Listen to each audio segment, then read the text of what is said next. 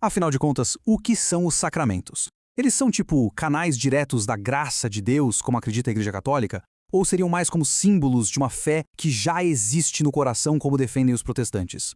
Essa é uma daquelas perguntas gigantes, sabe? Uma das mais antigas e que mais dividem o cristianismo. E o ponto central é que ela mexe com a própria ideia de salvação. Então vamos mergulhar de cabeça nessa divergência para entender melhor. E no fim do dia, tudo se resume a isso, né? A pergunta é simples, mas a resposta... A resposta muda tudo.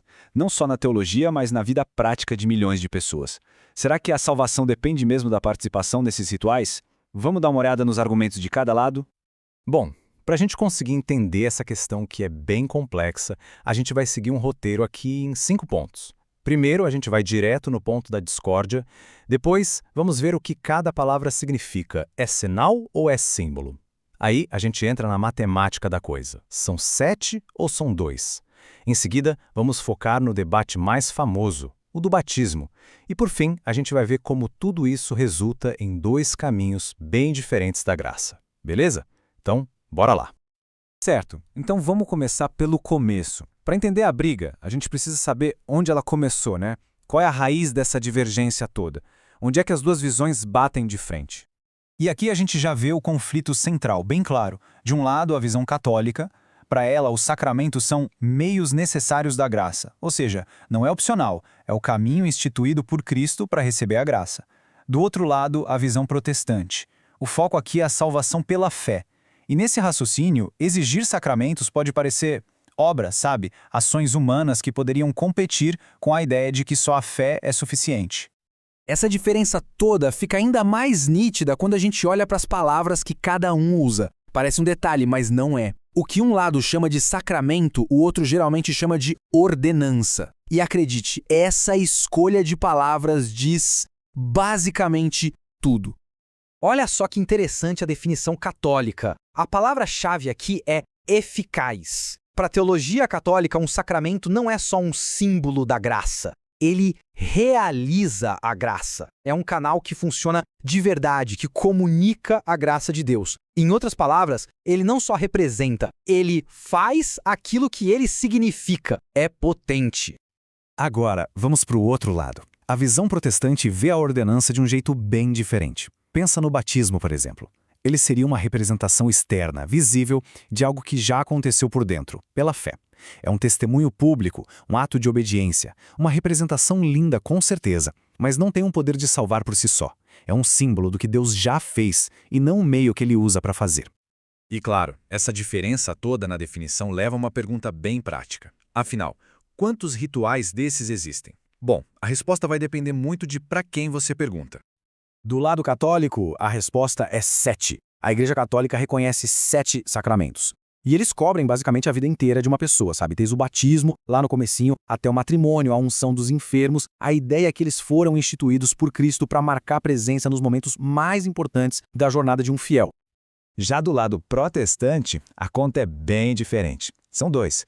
A maioria das denominações reconhece só 2 ordenanças, porque eles entendem que foram as 2 que Jesus ordenou de forma bem clara nas Escrituras, o batismo e a ceia do Senhor. E os outros 5? São vistos como ritos importantes, sim, mas não com o mesmo status de sacramento. E essa linha do tempo ajuda a gente a entender como essa história se desenvolveu. O argumento católico é forte na história. Olha, por mais de 1000 anos, a Igreja celebrou 7 sacramentos, e isso não era muito questionado. A coisa começou a esquentar bem depois. Aí vem a Reforma Protestante, lá no século XVI, com uma proposta de voltar à simplicidade da Bíblia. O argumento deles era: vamos focar só naquilo que está super explícito nas Escrituras, que seriam os 2 rituais principais. Ok, para deixar essa divisão bem clara, vamos focar no exemplo mais clássico e mais debatido de todos, o batismo. A pergunta aqui é direta. O batismo perdoa pecados ou ele só simboliza um perdão que a pessoa já recebeu pela fé? O argumento católico, muitas vezes, vai direto para passagens como essa aqui, de Atos dos Apóstolos. Presta atenção no que o apóstolo Pedro diz: seja batizado para o perdão dos vossos pecados. Essa conexão parece bem direta, né? A palavra para é entendida aqui como finalidade, ou seja, o batismo serve para perdoar os pecados. Aí vem a resposta clássica do lado protestante, o contra-exemplo, o ladrão na cruz. A cena é famosa. Jesus promete para ele: hoje mesmo você vai estar comigo no paraíso. E o ponto é, ele não foi batizado com água. Para muitos protestantes, esse é o caso que encerra a discussão. A prova de que a salvação é pela fé em Cristo e não depende de um ritual. E é aí que a gente chega na réplica católica, que é bem interessante. A teologia católica desenvolveu uma explicação para casos como o do ladrão. Eles falam em 3 tipos de batismo. Tem o batismo de água, que é o sacramento normal, que todo mundo conhece. Tem o batismo de sangue, que seria o caso de um mártir, alguém que morre pela fé antes de conseguir se batizar. E tem o batismo de desejo. Esse seria exatamente o caso do ladrão, alguém que deseja a salvação e com certeza teria se batizado se tivesse a chance.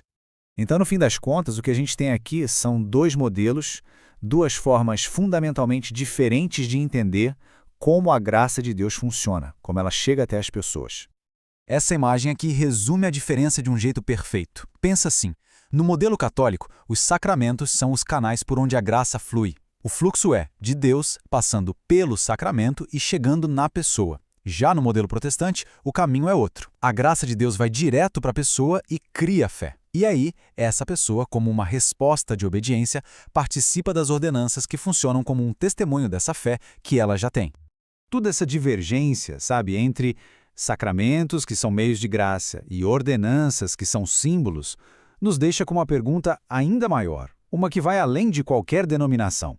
Independente da tradição de cada um, fica a reflexão. Qual é o verdadeiro papel dos rituais, dos símbolos, das coisas físicas na jornada espiritual de alguém?